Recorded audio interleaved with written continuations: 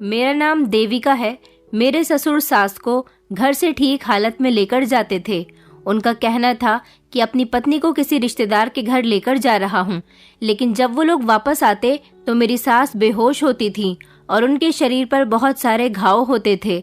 मैं अपने ससुर से पूछती कि आखिर क्या बात है, मम्मी जी के शरीर पर इतने घाव कैसे आ गए। मेरे ससुर जी कहते थे कि तुम्हारी सास का एक्सीडेंट हो गया है, पर मुझे ये घाव एक्सीडेंट वाले नहीं लगते थे। मुझे अपने ससुर पर शक होने लगा था, हालांकि मेरी सास भी मुझे कुछ नहीं बताती थी। जब एक बार मैं अपने सास ससुर के घर से निकलते ही उनका पीछा करने लगी तो वो दोनों एक ऐसी जगह पर गए जहां पहुंचते ही मेरे पैरों तले से जमीन निकल गई थी, क्योंकि वहां पर तो मैं काफी दिनों से देख रही थी कि मेरी मम्मी का बिहेवियर मेरे साथ बदला हुआ था। हम 3 भाई बहन थे और मैं अपने दोनों भाई बहनों से छोटी थी। मेरी दीदी की तो शादी हो चुकी थी, जबकि भैया अभी जॉब ढूंढने में बिजी थे। मैं अपने घर की सबसे लाडली थी। मेरे पापा मुझे बहुत प्यार करते थे, जबकि मेरी मम्मी सबसे ज्यादा प्यार मेरे भैया को किया करती थी। वो भैया के मुकाबले हम दोनों से कम ही प्यार करती थी। पापा मेरी सारी जिद पूरी किया करते थे, इसलिए हर बार मम्मी उनको कहती थी कि आपने अपनी बेटी को बिगाड़ दिया है, और इस बात पर पापा मम्मी को डांट दिया करते थे। रात के समय मैं छत पर बैठी हुई थी जब मम्मी मेरे पास आकर बैठ गई और मुझे घूर कर देखने लगी, क्योंकि मैं एक लड़के को पसंद करती थी। वो मेरी दोस्त का भाई था। उसने मुझे प्रपोज किया था, तो मैंने उससे बोल दिया था कि अगर मैं तुम्हें पसंद हूँ तो तुम मेरे घर पर रिश्ता भेज दो। वो लड़का मेरे घर रिश्ता भेज चुका था। जिस टाइम पर लड़के के माता पिता आए थे उस समय मैं घर पर मौजूद नहीं थी। हालांकि उसके माता पिता ने मुझे पहले ही देखा हुआ था, क्योंकि उनकी बेटी मेरी बेस्ट फ्रेंड थी। मैंने तो कुछ भी नहीं किया था, फिर ना जाने मम्मी मुझे इस तरह से क्यों घूर रही थी।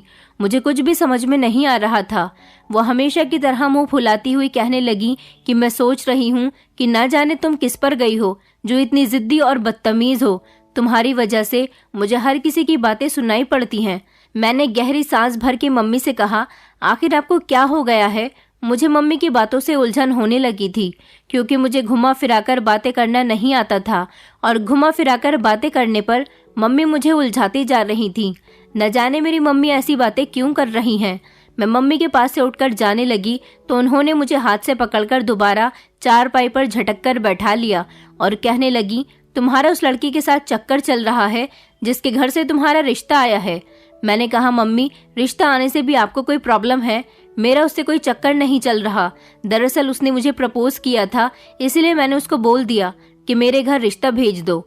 मेरे मम्मी पापा को तुम पसंद आ जाओगे तो शादी हो जाएगी, वरना नहीं हो सकेगी। मम्मी कहने लगी कि तुम्हें शर्म नहीं आती लड़के से इस तरह बात करते हुए, और तुम आज के बाद अपनी उस दोस्त के घर नहीं जाओगी। मैंने कहा, मम्मी आप ये कैसी बातें कर रही हो? अवंतिका मेरी बेस्ट फ्रेंड है, हम दोनों एक दूसरे के बिना नहीं रह सकते। आखिर इसमें अवंतिका की क्या गलती है? मम्मी कहने लगी कि तुम नहीं जानती, उसके घर का माहौल मुझे पसंद नहीं है। तभी तो देखो उसके भाई ने तुम्हें प्रपोज कर दिया, और बेशर्म की हरकतें देखी कि उसने रिश्ता भी भेज दिया। मैंने मम्मी को समझाया कि आखिर इसमें बेशर्मी वाली क्या बात हो गई। अगर वो चाहता तो मुझे परेशान भी कर सकता था। उसने मेरे एक बार के कहने पर ही रिश्ता भेज दिया। इसका मतलब ये है कि वो मुझसे प्यार करता है। मेरी बात सुनकर मम्मी मुझे डांटने लगी और कहने लगी, अभी तुम्हारी प्यार मोहब्बत में पड़ने वाली उम्र नहीं है जो तुम इस तरह की बातें कर रही हो। मैंने कहा, मम्मी मैं आपकी फालतू की बातों से तंग आ गई हूँ। अगर उसने रिश्ता भेजा है तो इसका मतलब ये है कि वो मुझे पसंद करता है और मुझसे शादी करना चाहता है। वैसे भी मैं अवंतिका की फैमिली को और उसके भाई को अच्छी तरह से जानती हूँ। मुझे वो लोग बहुत पसंद है, इसलिए आप कल लड़के वालों को जवाब दे देना कि हमारी तरफ से रिश्ता पक्का है। मेरी बात सुनकर तो मम्मी को और भी ज्यादा गुस्सा आ गया। उन्होंने कहा, मन तो करता है कि तुम्हारे मुंह पर थप्पड़ मार दूं। आखिर तुम ये कैसी पागलों वाली बातें कर रही हो? तुम्हारे पापा कभी भी इस रिश्ते के लिए तैयार नहीं होंगे। मैंने कहा, तैयार होना तो सिर्फ आपका है मम्मी, पापा को तो मैं मना लूंगी। आप जानती हो कि मेरे पापा मेरी खुशी के लिए कुछ भी कर सकते हैं। मम्मी ने फिर से मेरी बात पर मुंह सिकोड़ लिया था और फिर वो छत से नीचे चली गई थी, ये कहती हुई कि तुम मेरी सबसे बदतमीज बेटी हो जिसे अपनी माँ की कोई फिक्र नहीं है। अपनी मम्मी की बातों को तो मैं एक कान से सुनकर दूसरे कान से निकाल दिया करती थी, क्योंकि उनका हम दोनों बहनों के साथ शुरू से ही ऐसा बिहेवियर रहा था। अगले दिन फिर से मेरी फ्रेंड के मम्मी पापा हमारे घर आए थे। उन्होंने रिश्ते के लिए जवाब मांगा था, क्योंकि उनको तो मैं पहले से ही पसंद थी। ये बात मेरे मम्मी पापा को फाइनल करनी थी कि उन्हें अवंतिका का भाई पसंद है या नहीं। उस लड़के का नाम अनंत था। अनंत देखने में बहुत स्मार्ट था और उसका घर भी हमारे घर से बड़ा था। मेरे पापा के सामने जब रिश्ते वाली बात आई तो पापा ने रिश्ते के लिए हाँ कर दी थी, क्योंकि मेरे पापा को भी अवंतिका की फैमिली पसंद थी। ये रिश्ता होने पर मेरी मम्मी और दीदी का मूड बहुत ज्यादा खराब हो गया था, क्योंकि मेरी दीदी भी घर आ गई थी और उनको भी इस रिश्ते के बारे में सब कुछ पता चल चुका था। मैंने दीदी से कहा, दीदी आप कब आई हो? मैं अपनी दीदी से बहुत मजाक किया करती थी। मैंने कहा, आप तो अपने ससुराल में थी, मैंने तो आपको आते हुए भी नहीं देखा। आपको तो अपने ससुराल में इतने ढेर सारे काम होते हैं, आखिर आपको हम लोगों से मिलने के लिए मौका कैसे मिल गया? मैं उनसे ये बात बताते हुए ताना देते हुए कह रही थी तो वो मुझे घूर कर देखने लगी और कहने लगी, देविका मुझे तुम्हारी हरकतों के बारे में सब कुछ पता चल गया है। मैंने कहा, दीदी आपको भी मम्मी ने बता दिया होगा कि मेरा उस लड़के के साथ अफेयर चल रहा है। ऐसा कुछ भी नहीं है। मम्मी के दिल में गलत फहमी बैठी हुई है, लेकिन दीदी थी कि मेरी बात को समझ ही नहीं रही थी।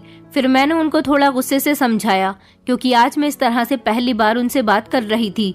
दीदी कहने लगी कि मुझे उम्मीद नहीं थी कि मेरे जाने के बाद तुम इतनी बदतमीज हो जाओगी, छोटे बड़े से बात करने की तमीज भी भूल जाओगी। तुम जानती भी हो कि मैं तुमसे कितनी बड़ी हूँ, इसके बावजूद भी तुम मुझसे इस तरीके से बात कर रही हो, तुम्हें शर्म आनी चाहिए। दीदी ने जब मुझे गुस्से से देखा तो मैं भी शर्मिंदा हो गई थी और मैंने अपनी नजरें झुका ली थी, क्योंकि मैं अपनी दीदी से काफी छोटी थी। मगर दीदी और मम्मी तो मेरी बात समझने के लिए तैयार ही नहीं हो रही थी। उन दोनों को ऐसा ही लगता था कि मेरा उस लड़के के साथ अफेयर चल रहा है, पर मैं उन्हें कैसे समझाती? वो दोनों मेरी कोई बात सुनने के लिए तैयार ही नहीं थी। दीदी कहने लगी, तुम जिस घर में शादी करने के सपने देख रही हो ना, एक बार वहां चली जाओ, उसके बाद तुम्हारी सारी अकड़ और बदतमीजी खत्म हो जाएगी। मेरी दीदी ने गुस्से से मेरी तरफ देखकर कहा था। मैं हैरानी से अपनी दीदी के मुंह की तरफ देखने लगी थी। न जाने कि वो क्या कहना चाहती थी, वो ऐसी कौन सी सच्चाई की बात कर रही थी। मैंने कहा, दीदी क्या मतलब है आपका? आप किस सच्चाई की बात कर रही हो? मैं भी तो आपकी तरह ही आपकी बहन हूँ और इस घर की बेटी हूँ। मुझे वो लड़का पसंद है, लेकिन मैं आपको कैसे बताऊं कि मेरा उसके साथ कुछ भी गलत नहीं है। हाँ, ये बात सही है कि मैं अवंतिका के घर ज्यादा जाती हूँ, उसने मुझे पसंद कर लिया, मगर मेरा उसकी तरफ से कुछ भी नहीं है। पता नहीं आप लोगों को क्या हो गया है जो मेरे बारे में ऐसी बातें कर रही हो। दीदी, मुझे मम्मी से तो ऐसी उम्मीद थी, मगर आपसे ऐसी उम्मीद बिल्कुल भी नहीं थी। मुझे लगता था कि आप तो अपनी बहन को समझोगी। दीदी ने कहा कि बस खामोश हो जाओ, ज्यादा सफाइयां देने की जरूरत नहीं है। मैंने दीदी से कहा, बस ठीक है, मैं अवंतिका की फैमिली को बहुत अच्छे से जानती हूँ। अब तो मैं उसके भाई के साथ ही शादी करके रहूंगी। मुझे आज यकीन हो गया है कि मम्मी और आपको मेरी खुशी से कोई मतलब नहीं है। मेरी खुशी सिर्फ मेरे पापा ही समझते हैं। आप दोनों तो पता नहीं अपने दिमाग में क्या सोच लिए बैठी हो। अब तो मैंने ठान लिया है कि मेरी शादी उसी घर में होगी। अब मैंने भी जिद लगा ली थी। ये दोनों मुझे बहुत गलत समझ रही थी, इसीलिए जो वो समझ रही थी मैं उनको वैसा ही रूप दिखाना चाहती थी। लेकिन मैं ये सोच सोच कर परेशान हो रही थी कि आखिर ऐसी क्या सच्चाई है जिसको मैं भी नहीं जानती थी। फिलहाल मैंने इस बात को अपने दिमाग से निकाल दिया था। मेरी दोस्त अवंतिका के माता पिता बहुत अच्छे लोग थे। अब मेरे रिश्ते की बात काफी हद तक बढ़ गई थी। मम्मी और दीदी का मूड अभी तक ठीक नहीं हुआ था। मम्मी मुझे हमेशा अजीब नजरों से घूरती रहती थी, लेकिन पहले दीदी जब भी घर आती थी हम दोनों बहनें बैठकर घंटों बातें करते थे, मगर अब तो वो मम्मी के साथ ही बैठकर बातें किया करती थी। उन दोनों की नाराजगी की वजह मुझे समझ नहीं आ रही थी। एक दिन मेरी मम्मी और दीदी किचन में खड़ी हुई आपस में बातें कर रही थी। मैं जैसे ही किचन में गई तो मैंने उन दोनों को आपस में बातें करते हुए सुना था। मेरी दीदी मम्मी से कह रही थी कि शादी से पहले इसे सब कुछ बता दो कि उसके ससुराल वाले कौन हैं, क्योंकि इसके ससुराल वाले जिस तरह के लोग हैं वो तो इसके सर पर पहले दिन ही बम फोड़ देंगे। मम्मी दीदी से कहने लगी, बेटा मैं इसको ऐसे कैसे बता दूं? इतनी ही देर में मैं अंदर चली गई थी। मुझे देखकर मम्मी और दीदी घबरा गई थी। मैंने उनसे पूछने की कोशिश की कि आखिर आप दोनों किस बारे में बात कर रही हो। कुछ तो ऐसा जरूर है जो गलत है और आप दोनों मुझसे छुपा रही हो। मम्मी और दीदी की शक्ल बहुत घबराई हुई लग रही थी। अचानक बाहर से भैया के चिल्लाने की आवाज आने लगी। हम तीनों जैसे ही बाहर दौड़ कर गए तो ये देखकर हैरान रह गए कि पापा की तबीयत अचानक खराब हो गई थी। भैया और दीदी उनको अस्पताल लेकर चले गए। डॉक्टर ने बताया था कि ज़्यादा गर्मी हो जाने की वजह से मेरे पापा को चक्कर आ गए थे और उनका ब्लड प्रेशर भी लो हो गया था। पापा की तबीयत की वजह से हम सब लोग बहुत परेशान हो गए थे, मगर डॉक्टर ने कोई परेशानी वाली बात नहीं बताई थी। हम लोगों की जान में जान आ गई थी, मगर इस दौरान मैं इस बात को भूल गई थी कि आखिर वो दोनों इस तरह की बातें क्यों कर रही थी। इस बात का तो मुझे पूरी तरह से यकीन था कि कोई ना कोई बात जरूर थी जो ये लोग मुझसे छुपा रही थी। मेरी दोस्त अवंतिका का फोन आया था। वो हमारे इस रिश्ते से बहुत खुश थी और उसका कहना था कि जल्द से जल्द अब वो मुझे अपनी भाभी बनाना चाहती है। अवंतिका के मम्मी पापा अपनी बेटी और बेटे की शादी एक साथ ही करना चाहते थे। अवंतिका का रिश्ता दूसरे शहर में लगा था। वो तो शादी के बाद इस शहर को ही छोड़कर जाने वाली थी। अनंत के पास तो मेरा नंबर पहले ही था, क्योंकि कई बार मैं अवंतिका के बारे में पूछने के लिए उसके भाई को कॉल कर चुकी थी। अनंत और मेरे बीच भी अब कॉल पर बातें होने लगी थी। हम लोग काफी देर तक एक दूसरे से मैसेज और कॉल पर बातें किया करते थे। मैं अपने कमरे में लेटी हुई अनंत से मैसेज पर बात कर रही थी, तभी अचानक मम्मी ने आकर मुझे खबर दी थी कि कल तुम्हारे ससुराल वाले शादी की डेट फिक्स करने के लिए आ रहे हैं। मैं इस बात पर बहुत खुश हो गई थी। अब फाइनली मेरी अनंत के साथ शादी होने जा रही थी। मुझे यकीन नहीं आ रहा था कि ये सब कुछ इतनी जल्दी हो गया। अपनी शादी की बात सुनकर तो मेरा दिल जोर जोर से धड़कने लगा था, क्योंकि अब मेरी शादी के दिन करीब आ रहे थे। मैं बहुत खुश हो रही थी और मुझे यकीन नहीं हो रहा था कि सच में मेरी शादी हो जाएगी। मुझे तो बस अपने ससुराल जाने की बहुत जल्दी थी, जिसकी वजह से मुझे शादी की बहुत जल्दी थी। मगर मुझे क्या पता था कि मेरे ससुराल वाले कैसे हैं और वो शादी के बाद मेरे साथ क्या सुलूक करेंगे। मेरे साथ साथ अनंत का भी कुछ ऐसा ही हाल था। वो भी बहुत खुश था, क्योंकि हम दोनों की शादी में सबसे बढ़कर हिस्सा तो अनंत ने ही लिया था। मैं और अनंत अपनी शादी के दिन गिन गिन कर गुजार रहे थे। अब हम दोनों से ही शादी के दिनों का सब्र नहीं हो रहा था। शादी की तैयारियों में बिजी होने के बाद दिनों का पता ही नहीं चला कि दिन कैसे गुजर गए और मेरी शादी वाला दिन आ गया। मैं विदा होकर अपनी ससुराल आ गई और मेरी दोस्त, जो कि अब मेरी नंद बन गई थी, वो विदा होकर मुझसे काफी दूर चली गई थी। शादी की रात में अपने कमरे में दुल्हन बनी हुई बैठी थी, तभी अचानक कमरे में मेरी सास आई और मुझे देखते हुए कहने लगी कि बहुत अच्छी लग रही हो बहू, भगवान तुम्हें हमेशा खुश रखे। मेरी सास कहने लगी, बहू तुम्हें तो पता ही है कि हमारे बेटे की पोस्टिंग दूसरे शहर में हो गई है, इसलिए वो शादी करने के बाद ज्यादातर घर से बाहर ही रहेगा। तुम्हें इस घर में किसी चीज की कमी नहीं होगी, इसलिए तुम्हें अनंत के बगैर रहने की आदत डाल लेनी है। वैसे मेरा बेटा हर एक हफ्ते में एक दिन के लिए यहाँ पर आ जाया करेगा। फिर काफी देर तक इधर उधर की बातें करने के बाद मेरी सास कमरे से उठकर चली गई थी। मेरी सास की आदत बहुत अच्छी थी, वो मुझे पहले ही बहुत पसंद थी। अनंत मेरे पास कमरे में आया तो मेरे लिए गिफ्ट लेकर आया था। हम दोनों अपनी शादीशुदा जिंदगी में बहुत खुश थे। उसने मेरी बहुत तारीफ की थी, क्योंकि मैं बहुत ज्यादा खूबसूरत लग रही थी। उसने कहा था कि मैं तुम्हें पहले से ही बहुत पसंद करता था, मगर डरता था कि अगर तुमने मुझे रिजेक्ट कर दिया तो फिर मेरी इंसल्ट हो जाएगी, लेकिन तुमने और तुम्हारी फैमिली ने मुझे एक्सेप्ट कर लिया। मुझे इस बात की बहुत खुशी हुई है। मैंने अनंत से कहा कि तुमने अपनी पोस्टिंग के बारे में मुझे नहीं बताया। अनंत कहने लगा, कोई बात नहीं, इसमें परेशान होने की जरूरत नहीं है। मेरी पोस्टिंग सिर्फ 2 महीने की ही है, उसके बाद हम दोनों एक साथ यहीं पर खुशी खुशी रहेंगे। और वैसे भी मैं हर हफ्ते में एक चक्कर यहाँ का लगा लिया करूँगा। क्या करूँ, मेरा काम ही ऐसा है, तुम तो जानती हो ना। इस तरह हम दोनों ने अपनी जिंदगी की नई नई शुरुआत की थी और हम दोनों बहुत ज्यादा खुश थे। शादी के बाद एक साथ 2-3 दिन हमने बहुत प्यार से गुजारे थे। फिर उसके बाद मेरा पति अपनी नौकरी के सिलसिले में चला गया था। अपने पति को जाता हुआ देखकर मेरी आंखों में आंसू आ गए थे, क्योंकि अभी हमारी शादी को 2 दिन ही हुए थे और हम दोनों एक दूसरे से जुदा हो गए। अब घर में सिर्फ मेरी सास ससुर ही बचे थे और मैं अपने आप को बहुत ज्यादा अकेला महसूस कर रही थी। मुझे अपनी दोस्त की भी बहुत याद आती थी। वो भी अपनी ससुराल में बहुत खुश थी। मेरे लिए अपनी दोस्त की खुशी ही ज्यादा मायने रखती थी। इस घर में तो मैं पूरी तरह से अकेली हो गई थी। मेरे सास ससुर तो ना जाने कहाँ बिजी रहते थे। मेरे पति के जाने के बाद तो सास मुझसे किसी तरह की कोई बात ही नहीं करती थी।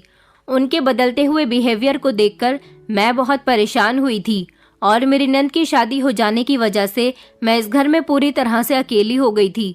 मुझे इस घर में बहुत अकेलापन महसूस होता था। मेरी सास तो ये भी नहीं सोचती थी कि घर में बहू अकेली रहती है, मैं उसके साथ थोड़ी बहुत बातें कर लेती हूँ, मगर वो तो अपने पति के साथ ही कमरे से बाहर निकलती थी और उनके साथ ही कमरे के अंदर घुस जाती थी। पता नहीं दोनों पति पत्नी कमरे के अंदर क्या करते रहते थे। मुझे नहीं पता था कि शादी के बाद भी इस तरह से इतनी अकेली पड़ जाऊंगी। रात के टाइम पर जब एक दिन मैं अपने कमरे से बाहर निकली तो मेरी सास बाहर आंगन में बैठी हुई थी। मैं आंखें फाड़कर हैरानी से अपनी सास को देखने लगी, मगर मैंने उनसे कुछ नहीं पूछा। थोड़ी देर के बाद मेरी सास और ससुर घर से बाहर चले गए। न जाने वो दोनों कहाँ गए थे।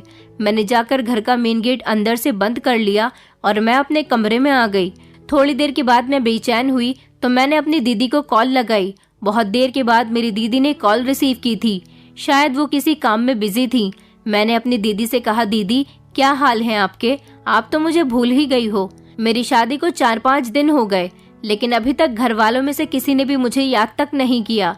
मेरी शादी हुई है, मैं कहीं दूर तो नहीं चली गई आप लोगों से, जो आप लोगों ने मेरी खबर लेना भी ठीक नहीं समझा। मैं अपनी दीदी से बात कर ही रही थी कि अचानक दीदी की तरफ से कॉल कट गई। मुझे लगा शायद कॉल गलती से कटी होगी। मैंने दोबारा से कॉल की, मगर फिर से मेरी दीदी ने कॉल कट कर दी और फिर मेरी दीदी का नंबर स्विच ऑफ जाने लगा। मैं हैरान और परेशान होकर अपने मोबाइल की तरफ देखने लगी। मुझे यकीन नहीं आ रहा था कि ये सब कुछ क्या हो रहा है। आखिर दीदी ने कॉल कट क्यों कर दी थी? मुझे डर लगने लगा था, मैं घबरा भी रही थी। थोड़ी देर बाद मेरे पति की कॉल आ गई। मैंने उनसे कॉल पर बात करते हुए कहा कि अनंत, आप घर कब आ रहे हैं? मुझे बहुत डर लग रहा है। मैं घर में बिल्कुल अकेली हूँ। न जाने आपके मम्मी पापा कहाँ चले गए। इससे पहले भी वो आपके जाने के बाद घर से कई बार जा चुके हैं। मैं यहाँ पर अकेले बोर हो रही हूँ। मेरे पति ने लंबा सांस भरकर कहा कि तुम परेशान मत हो, यहाँ मेरे पास काम का लोड ज्यादा है। जैसे ही मैं फ्री होता हूँ मैं घर पर आ जाऊंगा और मैं मम्मी पापा से कॉल पर बात करके कह दूंगा कि मेरी पत्नी को अकेला छोड़कर मत जाया करो। मेरे पति ने कहा कि चलो मैं अभी काम में बिजी हूँ, बाद में बात करता हूँ। मेरे पति ने ये कहकर कॉल कट कर दी थी। मैं घर में इधर उधर टहलकर अपना टाइम पास कर रही थी। उसके बाद मैं बिस्तर पर जाकर लेट गई। न जाने मेरी कब आंख लग गई, मुझे पता ही नहीं चला। मेरे सास ससुर घर में किस समय आए थे मुझे कुछ भी नहीं पता। मैं तो फिर अगले दिन सुबह को ही सोकर उठी थी। सुबह को फिर से जब मैं चाय बनाने के लिए किचन की तरफ गई तो अचानक मैं हैरान रह गई, क्योंकि मुझे याद ही नहीं था कि रात मेरी आंख कब लग गई थी और रात को मैं देर से सोई थी। मगर अपनी सास को किचन की तरफ आते हुए देखकर मैं हैरान रह गई थी। मैंने बातों ही बातों में अपनी सास से कहा, मम्मी जी आप कल कहाँ चली गई थी? मुझे तो आपने कुछ बताया ही नहीं। आप बिना बताए ही चली गई थी और ये भी नहीं पता कि आप किस समय आई थी। मैं तो सो चुकी थी। मैं अपनी सास से सीरियस होकर पूछने लगी। मेरी सास ने गुस्से से मेरी तरफ देखकर कहा, इस बात का तुम्हें हक नहीं है कि तुम मुझसे पूछो कि मैं कहाँ जाती हूँ कहाँ नहीं। आइंदा मुझसे ऐसा सवाल मत करना, तुम्हारी बहुत मेहरबानी होगी, क्योंकि तुम्हारे सवालों के जवाब मैं नहीं दे सकती। अपनी सास के गुस्से भरे शब्द सुनकर तो मैं हैरान रह गई थी कि आज वो मुझसे किस तरह की बातें कर रही थी। मैं किचन से बाहर आ गई। बाहर आंगन में रखा हुआ मेरी सास का मोबाइल लगातार बज रहा था। मैंने हैरानी से अपनी सास का मोबाइल देखा तो स्क्रीन पर ही मेरी दीदी का नंबर शो हो रहा था। मैं हैरानी से सोचने लगी कि अभी तक दीदी ने तो मुझसे ढंग से बात तक नहीं की थी, न कॉल की थी, तो फिर वो मेरी सास को कॉल क्यों कर रही थी? मैंने कांपते हुए हाथों से कॉल रिसीव की थी, मगर दूसरी तरफ से जल्दी जल्दी मेरी दीदी बोल रही थी और मैं आंखें फाड़कर अपनी दीदी की बातें सुन रही थी। थोड़ी देर बाद मेरी सास पता नहीं किस समय किचन से निकल आई और उन्होंने फौरन ही मेरे हाथ से मोबाइल छीन लिया, मगर मेरी आंखों में आंसू आ गए थे। मैंने अपने आंसू साफ किए और मैं अपने कमरे की तरफ आ गई। जैसे ही मैं कमरे के अंदर दाखिल हुई तो मेरे पति की कॉल आ रही थी। मैंने अपने पति की कॉल रिसीव की और उनसे कहा कि अनंत, तुमने मुझे पहले क्यों नहीं बताया था कि मैं अपने माता पिता की सगी बेटी नहीं हूँ, और ये राज तुम्हारे मम्मी पापा भी जानते हैं, जबकि मेरे मम्मी पापा ने मुझे अडॉप्ट किया था। आखिर ये सब कुछ क्या चल रहा है? मुझे सारी सच्चाई जाननी है। मेरी बात सुनकर मेरा पति घबरा गया था। मैं रोती हुई अनंत से पूछने लगी तो अनंत मुझे चुप करवाने लगा और कहने लगा, इस बारे में हम कल को बात करते हैं, मैं कल घर आ रहा हूँ। मुझे हैरानी हुई थी कि मेरे पति ने मुझे कुछ बताया क्यों नहीं और फिर कॉल कट कर दी। रात के समय में जैसे ही मैं कमरे से बाहर निकली तो आज फिर मेरी सास तैयार थी। पता नहीं वो हर रोज अपने पति के साथ कहाँ जाती थी। पीछे से मेरे ससुर भी आ गए। मैं अपने सास ससुर को आंखें फाड़ फाड़ कर देख रही थी। मुझे तो सुबह वाली बात याद आ गई। मैंने अपनी सास से इस बारे में कोई बात नहीं की और फिर मेरी सास वहां से चली गई। मैं ये सोच सोच कर परेशान हो रही थी कि हर रात मेरे सास ससुर कहाँ जाते हैं। मैं समझ गई थी कि ये दोनों जरूर मुझसे कुछ छुपा रहे हैं। मैं उनकी इकलौती बहू थी। उन लोगों को मुझे सब कुछ बताना चाहिए। आखिर ये लोग कहाँ जा रहे हैं और कहाँ नहीं, इस बारे में बताना इन लोगों का फर्ज बनता है। लेकिन फिर मुझे अफसोस भी हो रहा था कि आखिर मेरे अपने माता पिता ने मुझसे इतनी बड़ी बात छुपाई, तो फिर ये लोग मेरे कौन होते हैं जो मुझे अपने बारे में कुछ बताएंगे। मुझे अपने मम्मी पापा पर बहुत गुस्सा आ रहा था। पता नहीं मैं कौन हूँ, किसकी बेटी हूँ। मैं अपनी आंखों से लगातार आंसू साफ कर रही थी क्योंकि मुझे बहुत रोना आ रहा था। फिर रात के समय लगभग 3 बजे के टाइम पर मेरे सास ससुर घर पर आ गए थे। मैंने देखा कि मेरी सास की बहुत बुरी हालत हो रही थी। मैं जल्दी से अपनी सास की तरफ गई तो ये देखकर हैरान रह गई कि मेरी सास बेहोश थी और मेरे ससुर उन्हें धकेल कर अंदर की तरफ ला रहे थे। मैंने कहा, पापा जी, आखिर मम्मी जी को क्या हो गया? मेरे ससुर कहने लगे कि कुछ नहीं हुआ, बस तुम्हारी सास सीढ़ियों से गिर गई थी, इस वजह से चोट आई है। मैंने उनसे कहा कि आपने इनको डॉक्टर को नहीं दिखाया? तो वो कहने लगे कि मैं दवाई लेकर आया हूँ, सुबह तक तुम्हारी सास बिल्कुल ठीक हो जाएंगी। ये कहते हुए मेरे ससुर उन्हें अपने कंधे पर लेकर चलते हुए कमरे की तरफ चले गए थे और उन्होंने मेरी सास को बिस्तर पर लिटाने के बाद अंदर से दरवाजे को बंद कर लिया था।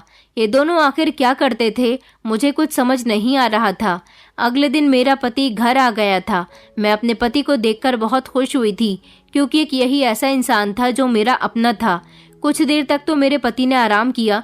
उसके बाद दोपहर का खाना खाते ही मेरे पति ने कहा कि चलो मैं तुम्हें कहीं घुमाने के लिए लेकर चलता हूँ। मैं अपने पति के साथ घूमने के लिए चली गई थी। रात के समय जब हम लोग आए तो मेरा पति बहुत थक गया था, इसलिए वो कमरे में सोने के लिए चला गया। मैं आज फिर जैसे ही कमरे से बाहर निकली तो ये देखकर हैरान रह गई कि आज फिर से मेरी सास तैयार होकर कहीं जा रही थी और पीछे से मेरे ससुर जी भी थे। मैंने बड़ी हिम्मत करके आज अपने ससुर से पूछ लिया था कि पापा जी, आप रात के समय कहाँ जा रहे हैं? उन्होंने मुस्कुराते हुए जवाब दिया कि बेटा, हम लोग एक पार्टी में जा रहे हैं, हमें घर लौटते हुए देर हो जाएगी। लेकिन मैं इस बात से परेशान हो रही थी कि कल मेरी सास की तबीयत ठीक नहीं थी, वो सीढ़ियों से गिर गई थी, तो फिर आज उन्हें पार्टी में जाने की क्या जरूरत थी? मेरे ससुर ने कहा कि हमें घर वापस आते हुए देर हो जाएगी, इसलिए तुम घर के दरवाजे को अंदर से बंद कर लेना। हमारे पास चाबी है, हम लोग खुद खोलकर घर के अंदर आ जाएंगे। तुम परेशान मत हो, आराम से सो जाओ। मेरे ससुर ये बात कहते हुए बाहर की तरफ चले गए और उनके पीछे पीछे मेरी सास भी घर से निकल गई थी। मेरे सास ससुर बहुत देर से घर वापस आते थे। आखिर ऐसी भी कौन सी पार्टी थी जो इतनी रात को खत्म होती थी? शादी के बाद जिस दिन से मेरा पति घर से गया था, तभी से ही मेरे सास ससुर रात को कहीं जाते थे। और तो और मेरी सास की भी कंडीशन ठीक नहीं होती थी। मैं अभी ये बात सोच ही रही थी, तभी अचानक मेरे मोबाइल पर किसी की कॉल आने लगी। मेरा मोबाइल कमरे में ही रखा हुआ था। मेरा पति गहरी नींद में सो रहा था, इसलिए मैंने जल्दी से कॉल रिसीव कर ली और कॉल मेरी दीदी की ही थी। आज अचानक मुझे अपनी दीदी की बात याद आने लगी जो उस दिन वो कह रही थी। मेरी दीदी को उस दिन यही लगा था कि मोबाइल मेरी सास के पास था। आज ना जाने मेरी दीदी को मेरी याद कैसे आ गई थी। मैंने गहरी सांस लेते हुए कॉल रिसीव करने के बाद कट कर दी थी और फिर जब दोबारा से दीदी की कॉल आई तो मैंने कॉल रिसीव कर ली थी। मैंने हेलो बोला तो दूसरी तरफ से परेशानी भरी आवाज में मेरी दीदी ने भी हेलो बोला था। मैंने दीदी से कहा, क्या हाल है दीदी, आज आपने मुझे कैसे याद कर लिया? वैसे तो कभी आपने मुझे कॉल नहीं की। मैंने सीरियस होकर अपनी दीदी से पूछा था। मेरी दीदी कहने लगी कि मैं तुमसे मिलना चाहती हूँ। मेरी दीदी ने नरम शब्दों में कहा था। मैंने दीदी से कहा, मुझे आपसे नहीं मिलना क्योंकि आपके साथ मेरा कोई रिश्ता नहीं है। अगर होता तो मैं जरूर आपसे मिलती। मैं पहले आपको अपनी बहन समझती रहती थी, मगर सारी सच्चाई पता चलने के बाद मुझे लगता है कि आप मेरी बहन नहीं हो। और फिर बहनें ऐसा नहीं करती जैसा आपने मेरे साथ किया। आपने मुझे कुछ भी नहीं बताया।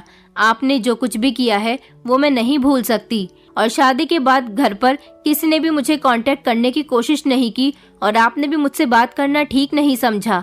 ऐसे में क्या मैं आपसे कोई बात कर सकती हूँ? मुझे ना तो आपसे मिलना है और ना ही आपसे कोई बात करनी है। मेरी दीदी कहने लगी कि तुम्हें क्या हो गया है, क्यों पागलों जैसी बातें कर रही हो? तुम्हें तुम्हारे पति ने कुछ नहीं बताया? तुम शुरू से ही आधी अधूरी बातों पर विश्वास कर लेती हो। तुम्हें तो जो जिसने बोल दिया बस वही समझना होता है। एक बार मुझसे मिल तो लो, तुम्हारी सारी गलतफहमी दूर हो जाएगी। मेरी दीदी सीरियस होकर ये बात कह रही थी, लेकिन मैंने दीदी से कहा कि मुझे आज के बाद कॉल मत करना और ना ही मुझे आपसे कभी मिलना है। मैंने गुस्से में ये कहकर कॉल कट कर दी थी और फिर मैं अपने कमरे में आ गई। अचानक मुझे याद आया कि मेरे पति ने मुझसे कहा था कि मैं तुम्हें सब कुछ घर आने के बाद बताऊंगा, लेकिन आज अपने पति के आने की खुशी में मैं उनसे कुछ भी पूछना भूल ही गई थी। अब तो वो गहरी नींद में सो रहे थे, इसलिए मैंने फैसला कर लिया था कि मैं अपने पति से कल को सब कुछ पूछकर ही रहूंगी। अगले दिन सुबह के टाइम पर मेरे पति नाश्ता कर चुके थे। रात के समय उन्हें दोबारा से दूसरे शहर जाना था, इसलिए मैं सोच रही थी कि इससे अच्छा मौका मेरे पास उनसे बात करने का नहीं होगा। मैंने अपने पति से बहुत प्यार से कहा कि अनंत, आपने मुझे अभी तक नहीं बताया कि मेरी सच्चाई क्या है, मैं कौन हूँ। अनंत मेरे सवाल पर इधर उधर की बातें करने लगे थे, पर आज मैं सब कुछ जानना चाहती थी। पहले मेरे पति ने मेरे हाथ पर हाथ रखा और कहने लगे कि मैं तुमसे बहुत प्यार करता हूँ, मैं तुम्हें यहाँ से कहीं दूर लेकर जाना चाहता हूँ। मैं अपने पति की बात बड़े गौर से सुन रही थी, मगर इस बात पर हैरान हो गई कि वो मुझे यहाँ से दूर क्यों लेकर जाना चाहते हैं। मेरे पति ने कहा कि सही वक्त आने पर मैं तुम्हें सारी सच्चाई बता दूंगा, तुम्हें तुम्हारे सारे सवालों का जवाब मिल जाएगा। मेरा पति ये कहकर घर से बाहर चला गया। मैं अपने पति की तरफ पलटकर हैरानी से देख रही थी। आखिर ये सब कुछ क्या हो रहा था? इतने सारे सस्पेंस थे, इस घर में मेरी कुछ समझ नहीं आ रहा था। आज रात फिर से मेरे सास ससुर घर में आए थे। मेरी सास बेहोश थी और मेरे ससुर उन्हें कमरे के अंदर ले जा रहे थे। मैं हैरानी से अपने ससुर की तरफ देखने लगी और घबराकर पूछने लगी कि मम्मी जी को क्या हो गया? मम्मी आज भी बेहोश कैसे हो गई? मेरे ससुर ने फिर से मुझे देखा और कहने लगे कि बेहोश नहीं है, सो रही है। उन्होंने ये कहकर मुझे और कोई जवाब नहीं दिया और वो मेरी सास को कमरे के अंदर लेकर चले गए। मैं हैरानी से अपने ससुर की तरफ देखने लगी। मेरे ससुर तो कमरे के अंदर चले गए और फिर मैं भी अपने कमरे में आ गई थी। मेरे पति का रात के समय जाना कैंसिल हो गया था, इसलिए उन्हें अगले दिन सुबह में जाना था। मैं कमरे में आई तो ये देखकर हैरान रह गई कि मेरा पति अभी तक जाग रहा था, मगर वो क्यों जाग रहा था ये बात मेरी समझ नहीं आई थी। मैं उनसे पूछने लगी तो वो कहने लगे कि कुछ नहीं, बस अचानक से आंख खुल गई थी। मेरा पति जमाइयाँ लेता हुआ कहने लगा कि तुम बाहर क्यों गई थी? मेरे पति की शक्ल बता रही थी कि वो जबरदस्ती जाग रहा है। मैंने कहा कुछ नहीं, आपके मम्मी पापा भी बाहर से घर में वापस आए हैं, तो मैं उन्हें ही देखने के लिए गई थी। मेरा पति नॉर्मल अंदाज में बिस्तर पर जाकर लेट गया था। मुझे हैरानी हुई थी कि अनंत ने अपनी मम्मी पापा के बारे में अभी तक कुछ पूछा ही नहीं था और मैं काफी दिनों से ये बात भी नोटिस कर रही थी कि जब से मेरी शादी हुई थी मेरा पति अपने मम्मी पापा से कोई बातचीत नहीं करता था। हालांकि जब अपनी दोस्त से मैं मिलने के लिए आई थी तब यहाँ पर सब कुछ बिल्कुल नॉर्मल रहता था। जब से हम दोनों की शादी हुई थी इस घर का माहौल मुझे काफी बदला हुआ लग रहा था। अचानक आधी रात के समय मेरी आंख खुली तो ये देखकर मैं हैरान रह गई कि बिस्तर पर मेरा पति मौजूद नहीं था और दरवाजे पर कोई दस्तक दे रहा था। मैं दरवाजा डरते डरते खोलने गई तो ये देखकर हैरान रह गई। मेरी दीदी घर के अंदर आई थी। उन्होंने मुझसे कहा कि शोर मत करना, प्लीज मेरी बात सुन लो। मैंने जल्दी से उन्हें घर के अंदर ले लिया। मैंने कहा दीदी इतनी रात को क्या हो गया है, आप यहाँ पर क्या कर रही हो? मैं इस बात को भूल चुकी थी कि मेरा पति भी घर में मौजूद नहीं था। दीदी तो मुझ पर बरसने लगी थी और कहने लगी कि आजकल तुम कॉल पर बहुत ज्यादा दिमाग खराब करने लगी हो, तुमने कुछ ज्यादा ही बातें बोल दी थी, इसलिए तुम अब मेरी बात शांति से सुनो। ये बात सच है कि तुम हमारे मम्मी पापा की बेटी नहीं हो, जबकि भाई और मैं मम्मी पापा के सगे बच्चे हैं। दरअसल तुम्हें तुम्हारी सास ने कहीं से उठाकर मेरी मम्मी के हवाले कर दिया था। मेरी मम्मी और तुम्हारी सास आपस में बेस्ट फ्रेंड्स थीं। यही पूरी सच्चाई है। मम्मी पापा ने तुम्हें अपनी औलाद की तरह पाला पोसा क्योंकि तुम बेसहारा थीं। उनके दिल में तुम्हारे लिए रहम जाग उठा था। ये उनका बहुत बड़ा एहसान है कि उन्होंने तुम्हारी परवरिश की और तुम्हारी शादी कर दी। अब तुम्हारे सास ससुर की क्या सच्चाई है इसे तो तुम्हें खुद ही पता लगाना होगा। अपनी दीदी की बात सुनकर मैं हैरान रह गई थी कि आखिर मेरे सास ससुर की क्या सच्चाई है, उनके कहने का क्या मतलब है। तो दीदी कहने लगी कि तुम खुद इस सच्चाई को पता लगाओगी, तुम अपने सास ससुर का पीछा करना और देखना कि वो कहाँ पर जाते हैं, उसके बाद तुम्हें सब कुछ पता चल जाएगा। दीदी कहने लगी, मैंने तुम्हें हमेशा अपनी सगी बहन की तरह प्यार किया, बस मुझे हमेशा तुम्हारी जिंदगी की फिक्र रहती है। भले ही हम दोनों बहनें एक माँ से नहीं हैं, लेकिन मैं तुमसे बहुत प्यार करती हूँ। मुझे ये बात बहुत सता रही थी कि तुम मुझसे नाराज हो, इसलिए मैं तुम्हें सारी बात बताने के लिए आ गई हूँ। और अब मैं चलती हूँ, क्योंकि दिन के समय यहाँ पर तुम्हारे सास ससुर मौजूद होते हैं, इसलिए मैं यहाँ नहीं आ सकती थी। मेरी दीदी ने कहा कि तुम हमेशा अपना ख्याल रखना, मैं चलती हूँ। दीदी ये बात कहकर आधी रात के समय ही मेरे घर से चली गई थी। मगर हैरानी की बात ये थी कि घर में मेरा पति भी नहीं था और मेरे सास ससुर भी नहीं थे। आखिर ये लोग कहाँ गए थे, मेरे तो कुछ समझ में नहीं आ रहा था। मैं घर के आंगन में ही बैठकर इन लोगों का इंतजार कर रही थी। आधे घंटे बाद मेरा पति घर के अंदर आ गया था।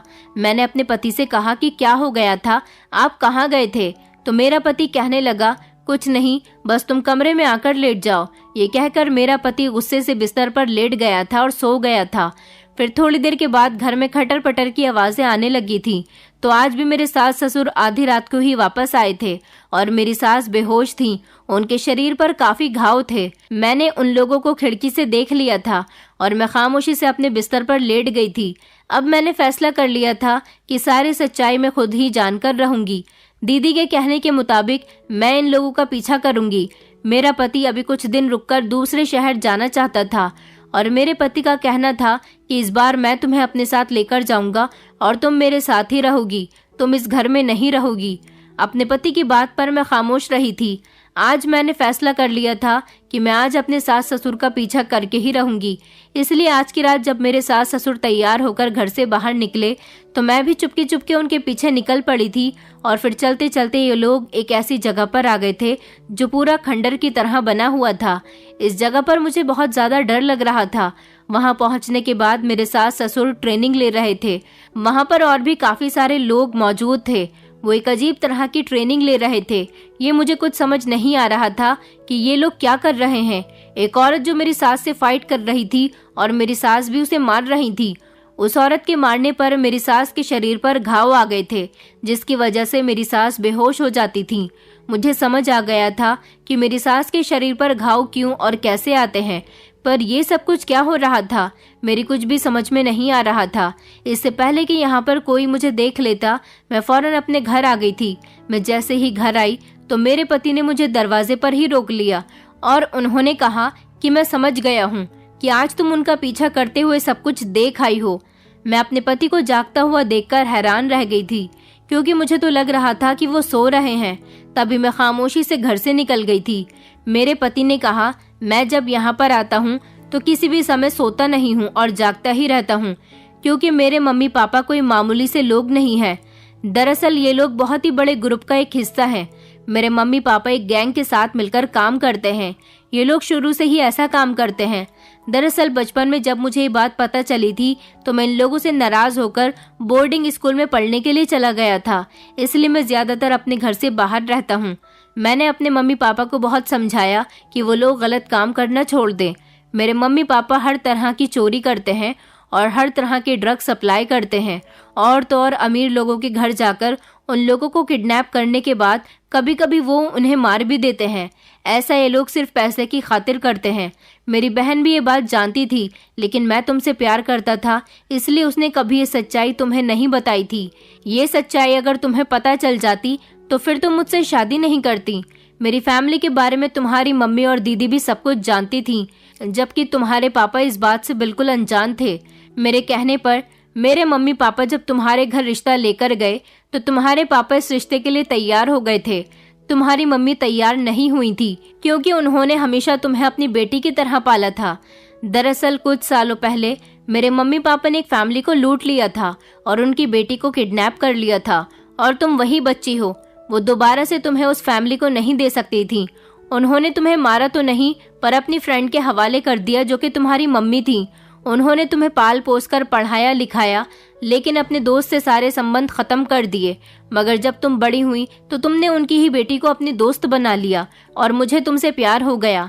इसलिए तुम्हारी मम्मी और दीदी इस रिश्ते से खुश नहीं थीं।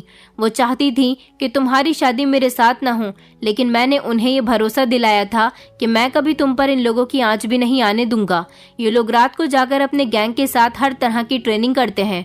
मुझे तुमसे प्यार भी इसलिए हुआ था क्योंकि मैं तुम्हारी स्टोरी बचपन से लेकर अभी तक जानता हूँ।